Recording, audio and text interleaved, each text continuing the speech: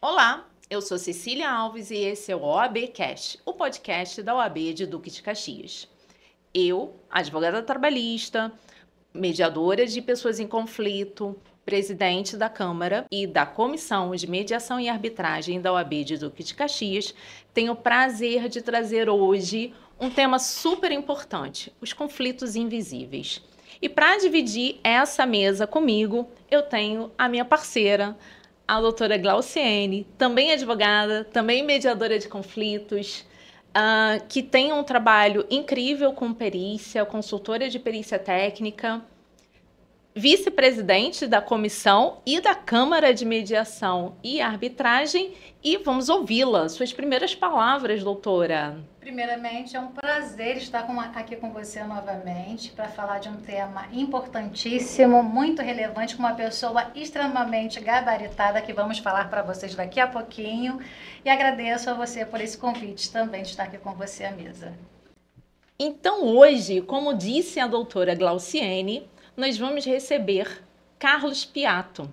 Carlos Piatto é consultor educacional com especialização em inteligência emocional, bem-estar e sustentabilidade. Tem mais de 30 anos de atuação como educador, tendo atuado em escolas e empresas de educação, na educação básica e no ensino superior.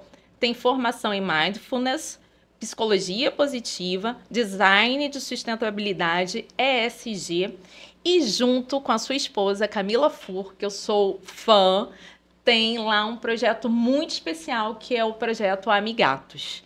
Seja muito bem-vindo, Carlos, você que tem tanta facilidade de falar bem e de abrilhantar o nosso programa. Muito obrigado, que responsabilidade, né? É um prazer estar aqui com vocês. Obrigado pela oportunidade. Bom, como vocês sabem, ninguém faz nada sozinho, nós temos patrocinadores. A JM Contabilidade Consultiva, Departamento Financeiro e Recuperação Tributária é uma patrocinadora nossa. Com 20 anos de experiência em gestão tributária, atende empresas, advogados, médico, MEI e outros setores. A JM te ajuda a pagar menos impostos de forma 100% legal e estratégica. Tem o próprio app, que traz soluções e comunicações rápidas e eficazes para o seu negócio. A JM é a contabilidade para você lucrar mais e pagar menos impostos. Vem para a JM. Plaza Art Professional, uma distribuidora com mais de 30 anos de história no mercado de beleza. Atende todo o estado do Rio de Janeiro, com um portfólio completo de produtos para cabeleireiros, farmácias e perfumarias. São mais de 2.000 itens em catálogo, incluindo toucas, escovas, pentes, maquiagens e artigos de higiene pessoal. Se você é do setor e busca variedade, confiança e agilidade, a Plaza Art é a parceira ideal para o seu negócio. Também está patrocinando o nosso programa a Vale Benefícios, Associação de Proteção Veicular. Com mais de 7 anos de experiência no mercado, sabe exatamente o que você precisa para se mover tranquilo nas estradas. Soluções vêm para facilitar a sua vida. Assistência 24 horas, guincho, carro reserva, assistência jurídica, parceria nas oficinas, tudo para que você tenha mais tranquilidade e menos dor de cabeça. A Vale oferece condições diferenciadas e exclusivas para advogados e estagiários. Fiquem atentos a isso, porque entendemos que quem cuida da justiça também merece segurança e tranquilidade no dia a dia. E o nosso quarto parceiro é o Supermercados Rio Sul de Suruí, uma referência em excelência no varejo e no cuidado com o cliente. O Rio Sul vai muito além de um supermercado. É uma experiência completa, com lojas amplas, organizadas, bem estruturadas e um atendimento que acolhe de verdade. As melhores marcas em alimentos e bebidas, tudo com qualidade, variedade e aquele cuidado que só quem valoriza o cliente entrega todos os dias. Seja para a compra do dia a dia ou para abastecer sua casa no mês, o Rio Sul é a sua escolha certa para quem busca comodidade, bons preços e confiança. Também queremos agradecer a toda a diretoria da OAB de Duque de Caxias, na pessoa do nosso presidente, doutor Wagner Botelho, e da nossa vice-presidente, doutora Débora Artite, que tem trabalhado incansavelmente pela advocacia na nossa cidade. Vamos entrar no nosso tema, então. Conflitos. conflitos invisíveis, que são aqueles, como a gente já está aqui, né, explorando, são aqueles que não emergem nos tribunais, como na mediação, né, que a gente usa sempre o iceberg como uma metáfora, são aqueles que ficam ali debaixo do mar, trazendo toda a dor, trazendo toda falta de legitimidade.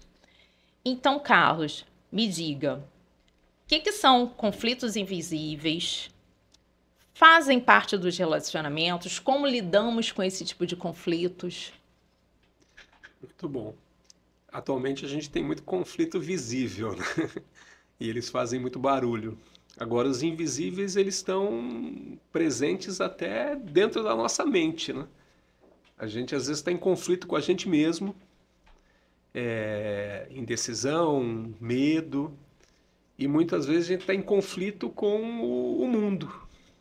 A gente constrói uma expectativa de que as coisas sejam de uma maneira e as coisas não obedecem, e aí você entra em conflito com a própria realidade dos acontecimentos, né?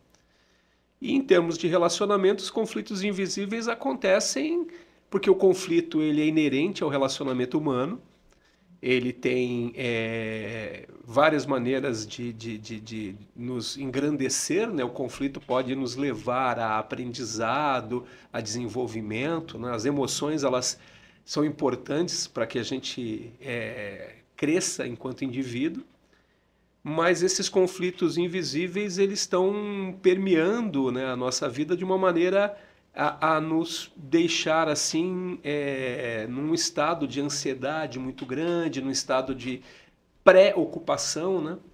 Então eu digo que os conflitos invisíveis são aqueles em que a gente fala mal do companheiro de trabalho ali, ou fica indignado com uma determinada situação e não expressa esses sentimentos, né? Apesar do nosso comportamento muitas vezes mostrar que isso está acontecendo. E também a questão do próprio rancor, né, que aparece em relação a você não concordar com uma determinada política da organização em que você está. E isso que eu disse de você imaginar como é que as coisas devem ser e efetivamente elas não acontecerem daquela maneira. Na grande maioria das vezes não acontece como a gente quer, né? Então os conflitos invisíveis estão aí somados aos conflitos visíveis, tornando a nossa vida mais desgastante, levando aí a burnout, levando a problemas emocionais que precisam ser trabalhados, né? Sim, com certeza. E foi interessante um ponto que você colocou com relação aos conflitos conosco mesmo e a possibilidade do conflito ser positivo, ser tirar da sua zona de conforto, né? É olhar o conflito como uma perspectiva de mudança. Não é, doutora? Exatamente. Muitas vezes a gente faz uma narrativa na mente, traz essa ansiedade, esse preconceito, essas questões que às vezes podem não acontecer daquela forma que a gente está narrando ali e acontecer de forma mais benéfica. E a gente acabou trazendo uma ansiedade negativa, que tem eu acredito que deva ter alguma ansiedade boa, né? Ansiedade de acontecer algum evento bom que a gente está esperando, mas traz aquela ansiedade negativa que você perde o sono, não tem sono de qualidade e tudo mais, e acontecer uma coisa boa no final das contas, né? Mas falando também sobre essa questão da burnout, é sabido, né, saiu nas pesquisas, que o afastamento por saúde mental houve um aumento, né, gritante, atingiu mais de 500 mil brasileiros em 2024, representando um percentual de 68% no aumento comparado ao ano anterior, e em relação a 2014 foi um dos maiores, né? Após 2014, né? Em relação a isso, sendo o maior volume registrado, né, de 2020, 2014, como os conflitos e dificuldades de comunicação contribuem para essa situação? Eu não sei se a Covid de 2019 contribuiu para essa situação dessas crises emocionais existentes. O que o doutor tem a dizer? Então, sem dúvida, a pandemia foi um momento assim muito contundente na nossa vida, né? Até tem coisas assim, digamos, positivas, né? Essa possibilidade, por exemplo, do trabalho remoto é uma coisa. Dizer que a pandemia foi positiva é um exagero, mas de todas as situações nós temos coisas que podem ser valorizadas. Mas o impacto da pandemia na saúde mental foi muito grande, e isso tem agora se aprofundado, e eu acredito que isso está relacionado ao nosso contexto socioeconômico, está relacionado à desigualdade que a gente encontra no Brasil de forma tão intensa, né, no mundo todo. Tem muito a ver também com a crise climática. A gente está vendo que o mundo está se comportando de uma maneira um pouco diferente do que a gente imaginava, né? E a partir daí isso tem gerado ansiedade, tem gerado preocupações. E no caso da sua pergunta, né, em relação aos afastamentos, né, todas as pesquisas demonstram que nós estamos vivendo uma pandemia de problemas emocionais. E isso está atingindo as crianças cada vez mais cedo. Então, agora nós temos a questão da NR1, né? A NR1 é uma norma reguladora que sempre trabalhou com as questões de saúde e segurança do trabalho, e agora eu preciso incluir na lista de riscos os riscos psicossociais.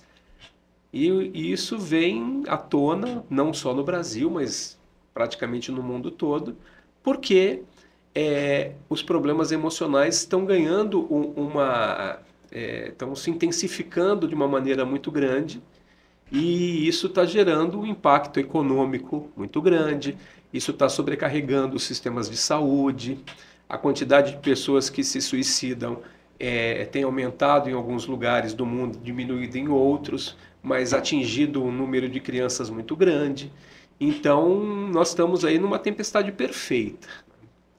Tem um livro muito interessante chamado A Geração Ansiosa. Esse livro apareceu muito nos últimos meses, foi matéria de televisão, aonde o pesquisador associa, né, a ansiedade nas crianças ao uso excessivo de telas. E eu estendo isso para nós. As redes sociais, o uso de computador, isso tem prejudicado a nossa vida de uma maneira muito intensa, mexendo com o nosso sono, mexendo com a nossa atenção, fazendo com que a gente não tenha o foco necessário, né? E uma coisa muito interessante é que existe uma coisa chamada carga alostática. A carga alostática está relacionada ao volume de situações que o seu cérebro tem que lidar. Então, por exemplo, você fica 2 horas no trânsito para ir trabalhar, submetido aí a essas condições extremamente desagradáveis, né? Chega no emprego, tem lá um conflito e vai ao longo do dia lidando com uma série de situações, está de dieta, né? Quero evitar. Então você vai tendo que lidar com tantas questões cognitivas que quando chega no final do dia a carga é muito grande. E isso, se não for efetivamente bem mediado, né, vai causar problemas de saúde, não só mental, mas saúde física também, né? Então eu entendo que a gente está num momento muito importante para que a gente comece a olhar como a forma que nós escolhemos viver, como a maneira que nós escolhemos vivenciar a economia, por exemplo, está afetando a vida das pessoas. Então, a gente quer que as coisas sejam rápidas, a gente quer comprar e quer receber na mesma hora, né? A gente quer pedir uma pizza, ela tem que chegar em 10 minutos, aí a gente reclama que o motoboy está correndo muito, né? Então, efetivamente, eu acho que a gente está olhando por uma situação que é um sintoma de algo bem mais complexo. A gente fica com essa percepção de que o ano está correndo, né? De que o dia não tem mais 24 horas, e na verdade não. Na verdade é que a gente vai se enchendo de atividades, mais atividades que damos conta, e temos essa impressão de que a hora tá, o relógio já não está ali acompanhando o nosso ritmo, né, Carlos? Você colocou, e eu queria voltar um pouco no meio ambiente de trabalho, né? Você está aqui com 2 advogadas trabalhistas, 2 mediadoras, mas Isso. 2 advogadas trabalhistas. E eu vejo que a gente tem uma mudança muito impactante, muito grande no mundo do trabalho, né? As tecnologias estão acabando com profissões. Existe aí, eu acredito que não, mas existe aí uma grande corrente que fala que algumas profissões serão extintas em função das IAs, e as IAs estão empobrecendo o pensamento. Como é que a gente consegue, pegando o gancho da live que você fez, Carlos Piatto e a Camila fizeram uma live fantástica falando sobre NR1.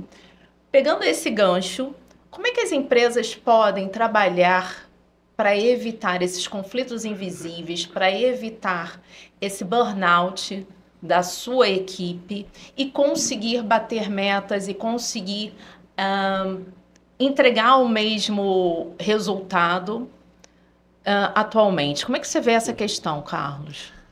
Então, eu acho que nós temos questões estruturais importantes. E se você estudar a economia é cuidar da casa. A origem da palavra economia está relacionada a cuidar da casa. E a economia, atualmente, ela está sempre vista como crescimento, crescimento, crescimento. E é impossível você crescer infinitamente num mundo finito. Então, nós temos limitações que estão além da nossa capacidade de criatividade e de imaginação, né? E eu acho que a gente tem alguns parâmetros de sucesso que não são, digamos assim, tão democráticos, né? Esse sucesso ele acaba sendo limitado a um pequeno grupo de pessoas, né? E é um sucesso efêmero também, né? Baseado em satisfação de algumas necessidades que não são as mais importantes. Quando você pega esse livro, por exemplo, da Geração Ansiosa, muita gente se focou na questão das telas, mas ele fala o seguinte: o que a tela tirou da gente? O que a tela tirou da criança? Então, eu gosto muito de analisar as coisas sistemicamente. O problema das crianças é que as crianças não brincam mais. Exatamente. O problema das crianças é que as crianças não têm mais contato com a natureza. O problema das crianças, né, o problema que as crianças estão enfrentando é que elas estão sem a capacidade, né, sem a possibilidade de desenvolver as habilidades humanas necessárias, né? Então eu sempre gosto de ver que a gente tem uma questão sistêmica a resolver, né? O que é sucesso. Eu trabalho com escola, por exemplo. O que é uma escola de sucesso? É uma escola que aprova o aluno no vestibular? Eu acho que é uma forma muito limitada da gente enxergar, né, sucesso. Então, eu acho que as empresas elas precisam primeiro clarificar o seu propósito. Quando eu fiz meu MBA em administração, aí há mais ou menos uns 20 anos atrás, lá na USP, em São Paulo, eu tenho até um material guardado ainda, o professor disse claramente, isso é uma coisa que é falada ainda em vários cursos, que o objetivo de uma empresa é maximizar o lucro. E a gente vê o que acontece, né? Se você pegar, por exemplo, as organizações criminosas, elas maximizam o lucro de uma maneira assim muito intensa, né? Então é importante o lucro, é para isso que a gente empreende, né? Mas ele não pode ser a única mola propulsora. A gente tem que ter ali um propósito que vai além disso, porque não se sustenta. Então, efetivamente, eu acho que o primeiro passo é entender o propósito, depois entender que nós não fazemos nada isoladamente. A gente tem alguns mitos construídos que eles são assim prejudiciais. História de meritocracia, por exemplo. Eu acho que a meritocracia pode funcionar se você tiver 2 pessoas com exatamente as mesmas situações, assim, sabe? E nunca ninguém está na mesma situação. A gente não sabe quais são os traumas que aquela pessoa adquiriu ao longo da sua vida, quais são as crenças, né? Então eu acredito que a empresa ela precisa desse propósito, ela precisa ampliar o leque dela para além do lucro. Ela precisa entender o impacto que ela tem, né, de forma sistêmica no mundo. E esse convite da NR1, por exemplo, é um convite para olhar para isso. Então a NR1 pede, olhe para o processo de produção, como é que ele está estruturado. Verifique se o seu líder não está assediando o funcionário, né? Tanto moralmente como sexualmente, que é muito pior, né? Então, eu acho que é um momento de reflexão. E acho que uma coisa muito importante para todos nós em relação a tudo é respirar um pouquinho. Sabe, aquela pausa necessária antes de... Para tudo. Se você está dirigindo e alguém te dá uma fechada, se você gastar ali um segundo que seja em segurar o palavrão de repente, né, ou a ofensa, ou de se sentir indignado porque alguém te deu uma fechada, isso pode ajudar você a controlar melhor as coisas, né? Porque a gente consegue enxergar o funcionamento do nosso comportamento de uma forma química, né? Uhum. Então, quando você tem ali um perigo, né? A sua amígdala lá no cérebro, ela gera lá uma série de ordens e você acaba liberando no seu organismo adrenalina, cortisol, que são os hormônios do estresse necessários para a sobrevivência. O problema é que no mundo em que a gente está vivendo, você liga a televisão de manhã, a linha amarela, a linha vermelha, uma operação aqui, uma coisa lá, você escuta o helicóptero sobrevoando, você já sai naquele estresse e se sobrecarrega, né, com esses hormônios que vão afetar o seu sistema imunológico, vão aumentar a sua carga alostática. Então, acho que se a gente tiver esse tempinho para dar essa parada, né, para respirar, para entender se o problema é real ou se ele é imaginário, se eu efetivamente vou passar por aquilo ou não, né? Catastrofizar um pouquinho menos, né? Então isso tudo é um trabalho. Eu acredito que a gente precisa enxergar que assim como nós precisamos fazer lá uma graduação, no caso do direito você faz graduação, faz o exame da ordem para poder advogar, a gente precisa também aprender a se comunicar. A gente precisa aprender a conhecer as nossas emoções, a gente precisa aprender a desenvolver as virtudes. Elas não são todas naturais. Talvez a pessoa tenha um pouco mais de facilidade numa determinada situação, mas tem até um livro ali do Mindset, né? Mindset, esse livro é muito bacana porque ele fala que se eu quiser desenvolver uma habilidade eu consigo, desde que eu tenha disposição, tempo ou dinheiro para investir no desenvolvimento daquela habilidade, né? Eu não nasci para isso, eu não nasci com essa habilidade de idiomas, por exemplo. Isso é um mindset fixo, conforme o livro diz, né? Então nós estamos num momento que é um momento assim, de uma oportunidade muito grande, né, para que a gente repense uma série de coisas e ao mesmo tempo de velocidade. Tenho estudado muito a questão climática, fizemos um treinamento aí, eu e Camila, com Al Gore, o ex-vice-presidente dos Estados Unidos, que se tornou já há muito tempo um ambientalista, e é assustador enxergar a maneira como a ação humana afeta o clima e como isso vai afetar a nossa vida daqui para frente. E a gente não tem agora a possibilidade de fazer tantas alterações como a gente tinha lá na época da Eco 92. Agora a gente já não tem mais a questão da mudança climática, a gente tem a questão da emergência climática. Então é o momento para a gente começar a agir. E o conflito, ele mexe com uma coisa muito importante, que é a coletividade. Esses problemas não vão ser resolvidos individualmente, eles são problemas coletivos. A gente precisa, nas empresas, mudar um pouco essa maneira de trabalhar centrada na liderança, que toma as decisões, que é o herói, enquanto as pessoas estão ali efetivamente para cumprir ordens, né? A diversidade é importante porque na própria natureza se enxerga que quanto mais diverso é um ecossistema, mais resiliente ele é. Então esses aprendizados todos que já estão por aí, né, de forma assim até ancestral, precisam estar entrando na nossa vida, no nosso cotidiano, para a gente conseguir lidar com esses desafios que provavelmente são os maiores desafios que a espécie humana já enfrentou. E a gente trabalha muito na mediação com isso, né? A gente tira ali a figura daquele julgador, aquele que vai levar a sentença pronta que vai dar a resposta para empoderar as partes envolvidas naquele conflito para que elas colaborativamente possam estabelecer a solução para aquela questão, né?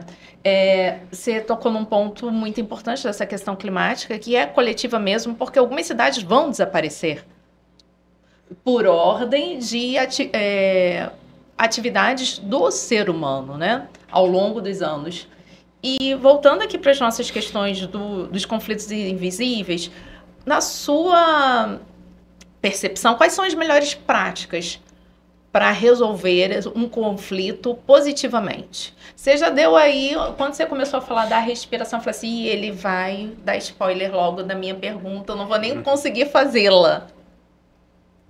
Então, eu acho que essa questão ela é bastante interessante porque primeiro que o conflito ele é uma situação em que você tem pensamentos diferentes. Uhum. E a nossa educação, de uma certa maneira, ela é uma educação que te leva a ganhar ou perder, né? Então, eu acredito que a gente precisa ter uma mentalidade do ganha-ganha, né? Então, quando eu estou numa empresa, né, tinha um consultor que dizia, né, tá todo mundo no mesmo barco, se o furo é na frente do barco ou no fundo do barco, vai todo mundo, né, se afogar da mesma maneira, né? Então, efetivamente, essa ideia de coletividade é importante, estamos juntos, né? O meu desempenho ajuda, né, a minha organização a se desenvolver melhor, né? Assim como a necessidade de você entender as diferenças. As pessoas pensam diferente, mas eu nem sei efetivamente o que a outra pessoa está pensando, porque normalmente eu não escuto o que ela fala. Então eu entendo que nós temos que fazer aí alguns intensivões, né? Então, por exemplo, a gente vai ter o Enem daqui a pouco, né? Esses alunos que estão se preparando para o Enem estão fazendo intensivões de aulas para se preparar para aquele momento da prova. A gente precisa, né, enquanto profissional, desenvolver de forma assim assertiva a habilidade de comunicação, que ela é muito mais ouvir do que falar. Então a gente acha que um bom comunicador é quem fala bem, né? Na verdade, um bom comunicador é quem escuta bem. Às vezes você está numa conversa e você está pensando, né, qual vai ser a minha resposta, e você não escuta efetivamente o que a pessoa disse, né? Por isso essa ideia dessa pausa, né? Eu acho que a gente precisa de uma intencionalidade na vida, sabe? A gente precisa do momento presente. Então, o momento presente ele te coloca na situação, e o Mindfulness fala muito sobre isso, né? O que é o Mindfulness? Mindfulness é você estar presente numa situação sem julgamento. Então você, na mediação, por exemplo, você está ali como mediador e você não está julgando o que está acontecendo. E a gente julga muito, né? Principalmente porque a gente tem os nossos parâmetros. O que é o comportamento ideal, o que essa pessoa devia estar fazendo ou não devia estar fazendo, por que ela está atuando dessa maneira ou não, né? Então eu acho que o conflito ele passa por isso, ouvir mais, essa escuta empática, a própria empatia, que é uma habilidade que precisa ser desenvolvida e a gente não tem nenhuma oportunidade para fazer isso na nossa educação. A gente não vê. Eu acho que não dá para você preparar um aluno para o vestibular e preparar o aluno para ser empático. Não dá para você preparar o aluno para o vestibular. Não, essas coisas elas não são incompatíveis, elas são impossíveis no tempo que a gente tem e no valor que você dá. Se você passa 95% do seu tempo em conteúdo, esses 5% que sobram para você fazer todas essas outras demandas, né, elas não são suficientes. Então a gente precisa de um intensivão ali de comunicação, empatia. Empatia é uma habilidade fabulosa e que para ser desenvolvida você precisa viver, você precisa estar lá. Você não desenvolve, você pode até transformar o seu cérebro de forma empática na leitura, assistindo uma série, analisando, Tem um amigo que adora séries coreanas, ele começou a se interessar pela cultura efetivamente assistindo às séries e foi mergulhar, ver as diferenças que acontecem, né? E nós temos um problema atual que é a desumanização, né? Então, eu não vejo mais a pessoa como um ser humano, eu vejo a pessoa como um inimigo, como alguém que está ali para me prejudicar, né? E às vezes até uma certa, digamos assim, prepotência, né? Eu saio de casa e aí alguém quebra o carro na minha frente e eu fico pensando, poxa vida, quebrou o carro justo hoje que eu tenho que ir para a Barra, né? Como se Deus, de repente, estivesse me olhando e falando, não, hoje eu vou tornar a vida dele insuportável. É uma certa prepotência. E acho que aí tem também as questões relacionadas ao desenvolvimento emocional em relação a comportamentos. Gratidão. Eu acho que ao invés da gente cultivar esses sentimentos de meritocracia, a gente tem que cultivar sentimentos de interdependência. Porque ninguém se faz sozinho. Então, se eu tiver um médico de muito sucesso, ele não aprendeu sozinho, né? Ele provavelmente é médico porque ele tem uma condição de vida diferente de uma boa parte da população brasileira, né? Então, ele teve ali os pais que, de alguma maneira, se mobilizaram para ele poder ter essa oportunidade. Ele teve uma boa escola na educação básica. Ele teve todo o apoio para poder fazer o curso de medicina. Então, quando ele chegou lá, ele não venceu sozinho, né? Essa noção da interdependência é importante. Isso, inclusive, tem que estar presente em qualquer organização, valorizando todos os funcionários. Então, se você chegou lá numa empresa cedinho e já tem o seu café da manhã, é porque alguém provavelmente saiu muito cedo de casa, né? Provavelmente de um lugar longe dali, no transporte público, para poder fazer o seu cafezinho que está lá. Então, essa sensação de gratidão, essa sensação de que eu dependo das outras pessoas, essa valorização, ela vai ajudando a minimizar esses impactos conflituosos, né? E acho que é um trabalho individual, mas que se materializa no relacionamento, né? Eu não vou conseguir me relacionar bem se eu não estou bem comigo mesmo, né? E não vou me relacionar bem se eu só estiver na frente da tela, né? Eu preciso do contato, do calor, do ser humano, né? Da troca. Na troca.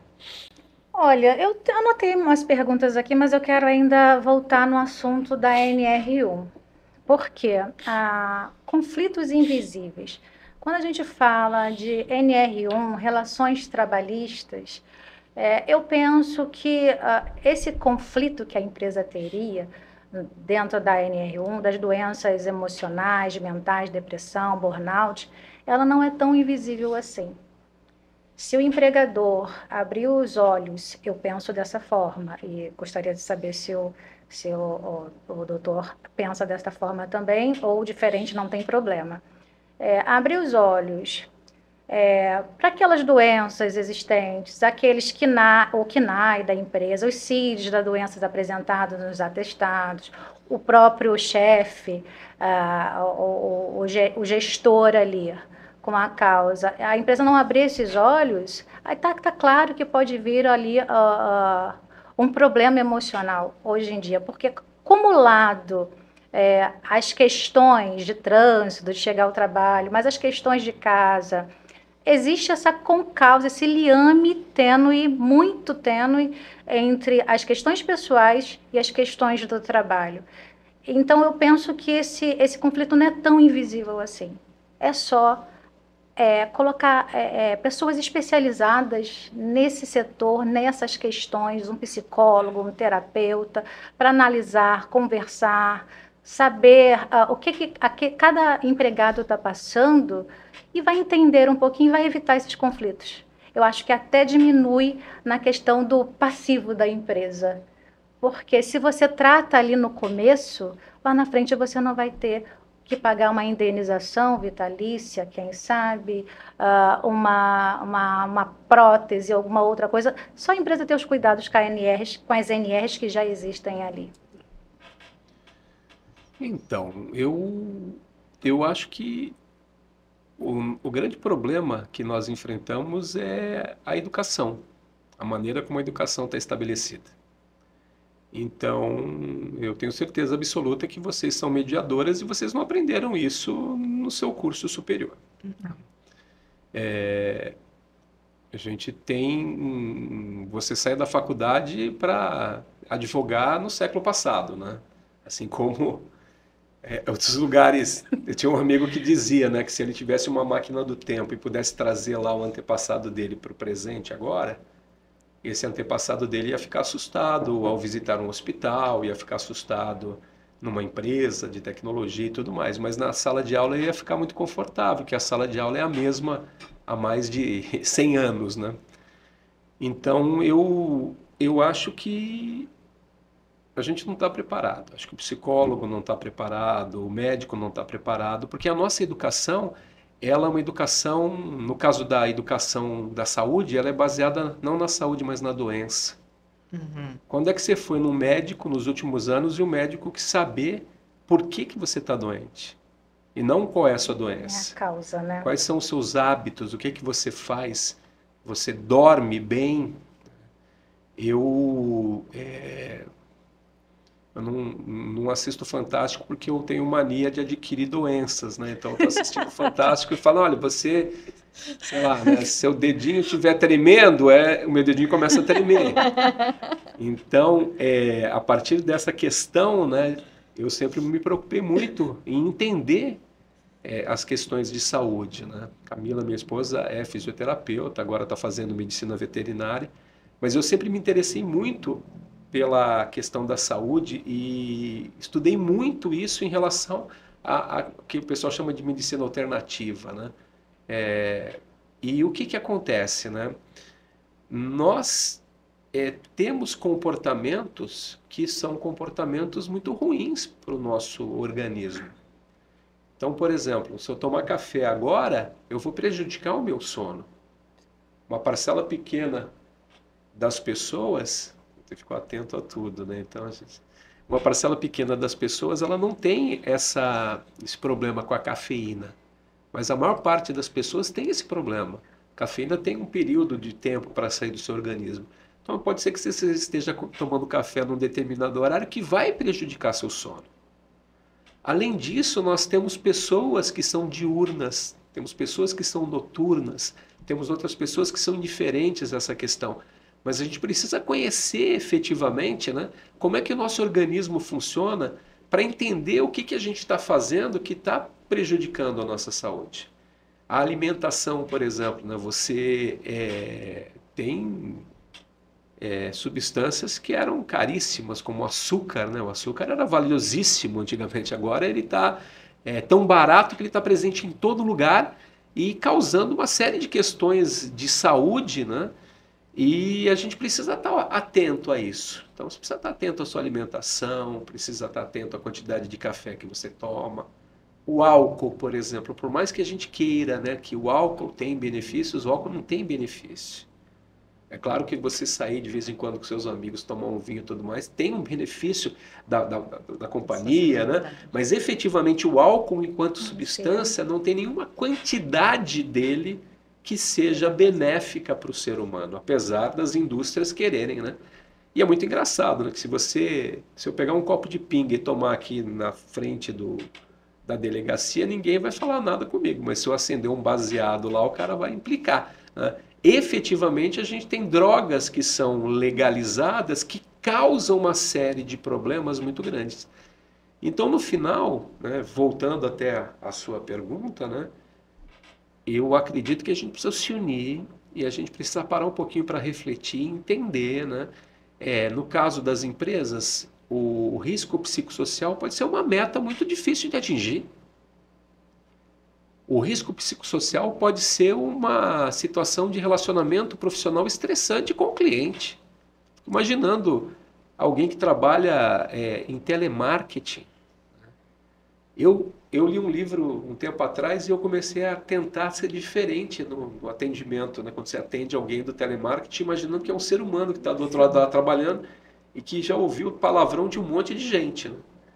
Aí depende do momento do dia, da carga alostática, né? Mas a minha tentativa é não ser deselegante nem grosseiro com esse profissional, porque ele não está fazendo nada do que cumprir ordens, né? Qual é o impacto na vida dele. E quando eu falo que a gente precisa se unir, eu estava no aeroporto uns 3 meses atrás e aí teve lá um grande atraso, fechou o aeroporto e tudo mais. E uma pessoa ficou assim extremamente irritada e foi muito agressiva com os profissionais que estavam lá no atendimento. Mas muito agressiva. Fazia tempo que eu não via um comportamento assim tão deselegante e tão virulento, né? Porque isso contamina as pessoas que estão ao redor, né? Isso não faz diferença, porque o aeroporto não vai abrir porque eu fiquei nervoso, né? Eu estou sobrecarregando um profissional que está lá, em condições de trabalho, às vezes, que a gente nem sabe efetivamente quais são, né? Então, acho que a gente precisa enxergar que todo mundo está passando por algum perrengue. Todo mundo está com alguma dificuldade. Então, se eu pudesse ou não ser negativo, né? E de forma assim mais interessante, se eu conseguir, né, com a minha presença, fazer com que aquela pessoa se sinta melhor do que ela estava antes da minha chegada, isso pode ser um diferencial em qualquer situação de relacionamento. Agora, em relação à NR1, precisa olhar como é que é o processo de trabalho. Os riscos psicossociais estão juntos com os riscos ergonômicos. Então, precisa entender os processos de trabalho. Pequenas empresas não estão liberadas de mapear os riscos psicossociais e eles atingem muito os funcionários da parte burocrática das empresas, né? E só um dado aí, 65% dos profissionais de RH das empresas já tiveram problemas de saúde mental e isso está aumentando, isso está sobrecarregando. E se você olha para o RH das empresas, ele é predominantemente feminino. E, infelizmente, o cuidar ele está sendo atribuído de uma forma injusta às mulheres. Então, a mulher tem que cuidar da casa, tem que cuidar dos filhos, tem que cuidar do marido e vai lá trabalhar no RH para cuidar de todo mundo na empresa. Então, o cuidar tem que ser algo presente em todas as dimensões de uma organização. Quando você está fazendo o seu planejamento estratégico, tem que entender como é que as minhas ações afetam todos, como se gosta de dizer, os stakeholders, e o planeta é um stakeholder muito importante nessa situação. Então, parar, pensar e analisar e colocar, né, no meu dia a dia isso. Como a gratidão, por exemplo. A gratidão é uma prática diária. Sim. Você tem que colocar lá no seu dia a dia e pesquisas científicas mostram o efeito benéfico da gratidão, assim como da gentileza, da generosidade em se desenvolver enquanto ser humano. Eu tenho adotado essa prática. Sim. Eu tenho o caderno da gratidão. E aí eu coloco ali pelo menos 2 coisas positivas que aconteceram no dia. E tenho me comprometido com isso. Celebrar pequenas conquistas, né? Porque às vezes a gente fica num foco muito alto. E esquece aquelas pequenas conquistas e esquece que o foco alto também é uma somatória de pequenas conquistas. E você falou dessa questão aí do aeroporto. Inteligência emocional se aprende? Sim, claro. Você pode dar uma dica para a gente desenvolver a inteligência emocional? Estou aqui anotando. É o momento da dica. Estou aqui anotando. Anota Hashtag aí. pegue a dica. Então, eu acho que essa questão toda, ela é uma questão de analisar o passado, né? Então, eu lembro que quando fiz a minha primeira comunhão, eu fiz ali toda uma preparação, né? Para poder participar daquilo, que foi uma preparação, assim, digamos, muito burocrática, né? Tinha que aprender a rezar o Pai Nosso e tudo mais. Mas, de alguma maneira, eu acabei caindo lá numa comunidade de jovens da Igreja Católica e a gente tinha lá os encontros de domingo, antes da missa, a missa dos jovens, e se falava muito do desenvolvimento do ser humano. A religião é te religar, né, com o Criador e não o contrário, né? A gente tem versões de Jesus aí, por exemplo, que é o Jesus armado, o Jesus terrorista, o Jesus, né? Mas efetivamente, a gente tinha outras instâncias de aprendizado de valores que, de uma certa maneira, foram diluídas, né? Então, eu acredito que a inteligência emocional tem que estar presente no currículo das escolas, ele tem que estar presente nas universidades, ele tem que estar presente na televisão. Se a gente pegar, por exemplo, aquele filme Divertidamente, aquilo é uma aula de inteligência emocional. Tá? Então, o pai pode assistir com o filho aquilo e entender, né, o que está acontecendo. Agora, eu acho que isso que você falou, Cecília, é muito significativo. Você ter as suas práticas. Então, o caderno da gratidão, por exemplo, é uma prática muito importante para desenvolver essa inteligência emocional, porque tem gente que foi tudo bacana no dia, aí furou o pneu do carro, esse é o pior dia da minha vida. Né?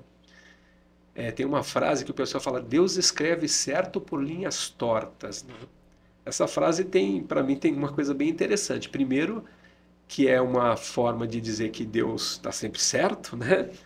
Mas, por outro lado, uma certa prepotência, né? Como é que eu consigo julgar que aquele caminho é um caminho torto, né? Mas, efetivamente, a gente precisa de uma pausa para pensar o que eu fiz durante o dia? Qual foi o meu impacto na vida das pessoas? As pessoas que estiveram do meu lado, elas ficaram mais felizes ou mais tristes com a minha presença? Tá? Essa ideia de que as coisas precisam ser do jeito que eu quero. Não vão ser do jeito que você quer. A gente não tem controle. A gente tem uma falsa ideia de que a gente está num planeta minúsculo, num universo enorme, circulando ao redor do Sol, e a gente acha, né? Então, eu acho que ter esse momento, ter essa pausa, ter essas práticas, que pode ser uma oração, que pode ser um momento de escrever um diário, né?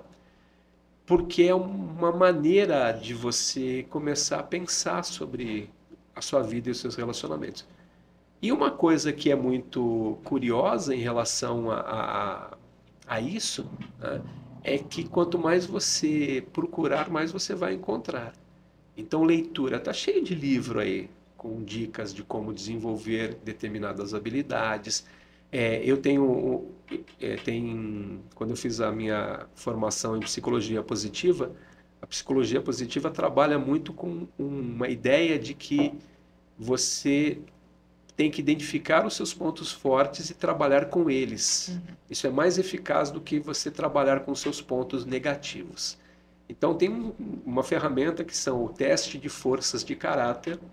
Então, se fez uma análise para identificar quais são as virtudes e as forças de caráter que as pessoas têm. Você faz o teste, identifica quais são as suas forças predominantes e entende como é que essas forças estão afetando a sua vida, né? Pode ser que você tenha uma força que não esteja bem calibrada, né? Por exemplo, a curiosidade é uma força, né? Mas se você é aquela pessoa fofoqueira que está usando sua criatividade só para saber da vida das outras pessoas, pode ser um problema, né? Então, eu acho que a leitura pode ser muito positiva. As conversas em grupo, elas são significativas. E entender, né, que a ignorância ela não pode ser vista como uma bênção. Porque tem gente que acha que está tudo bem porque ela ignora os problemas. Eu tenho um livro lá chamado Terra Inabitável. Eu não consigo ler o livro. Comprei o livro, eu não consigo ler o livro. Porque ele mostra de forma assim tão evidente que nós estamos ultrapassando os limites climáticos, que para uma pessoa como eu, que é um pessimista de carteirinha, e eu tenho que fazer um trabalho cotidiano para não deixar que o meu pessimismo ou o cinismo ele afete a minha vida, né?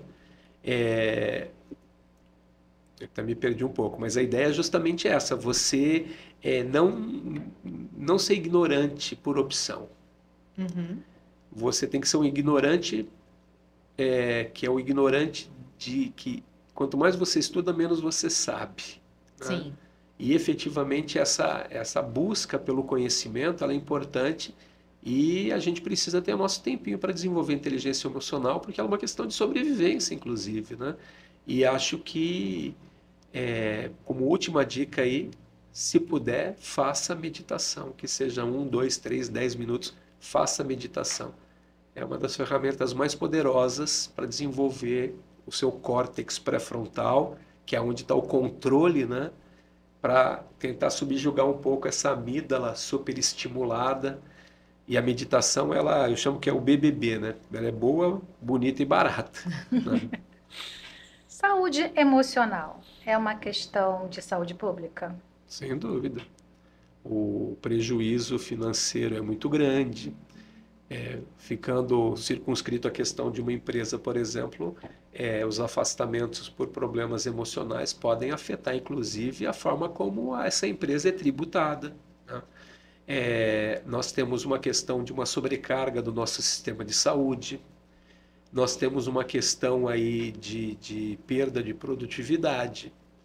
Uma das coisas assim mais complicadas de se avaliar é o presenteísmo, né? A pessoa está lá, mas ela não está produzindo, ela não está rendendo, ela não está entregando, né? Eu acho que é uma questão de saúde pública. É que quando a gente começa a falar de crise, é tanta crise que dá para colocar, né? Que a gente tem que ponderar, mas eu acho que as duas coisas que a gente tem que lidar efetivamente é a questão ambiental e a questão da saúde emocional. Essas duas estão muito atreladas, né? E essas soluções, elas não são individuais, elas são soluções coletivas. A desigualdade, ela é um fator muito intenso na questão da saúde emocional.